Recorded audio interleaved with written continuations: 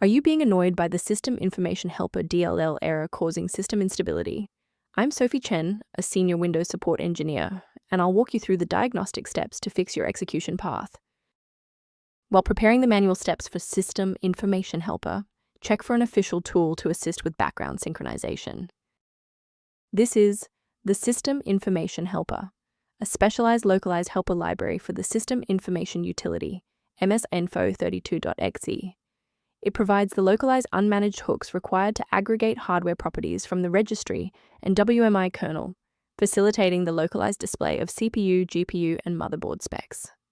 Enough of the technical side. Let's get these files back onto your system. This issue involves a protected Windows DLL that requires official restoration. Start an elevated command prompt session and run sfc/scan now so that Windows can automatically validate and replace files like Systeminfohelper.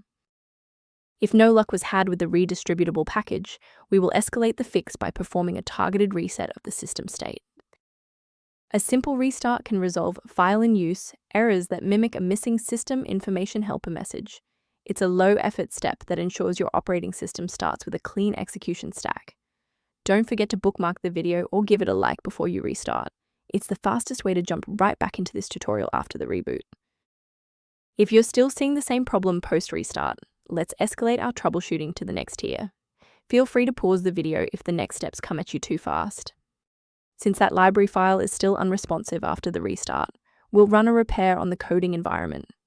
First, go to Control Panel, then select Programs and Features. Second, find every Microsoft Visual C++ redistributable, 2005 through 2022. Third, right-click each and select Change, then select Repair. If that fails, download the latest all-in-one VC++ redistributable package from Microsoft's website. Please note that for DLL files with numbers, the number tells you which version to repair. For example, 120 equals 2013. As we finalize the restoration, it's important to observe standard security protocols regarding system files. Protect your workstation by avoiding the temptation of quick manual fixes for Systeminfohelper DLL, as most free repositories prioritize ad revenue over file safety, often leading to the installation of obsolete or harmful software. For a comprehensive approach to system health, I recommend incorporating a verified maintenance protocol into your routine.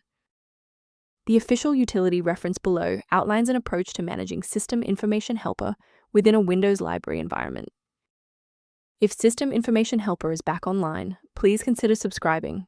It's the best way to support our mission of providing safe, verified technical solutions.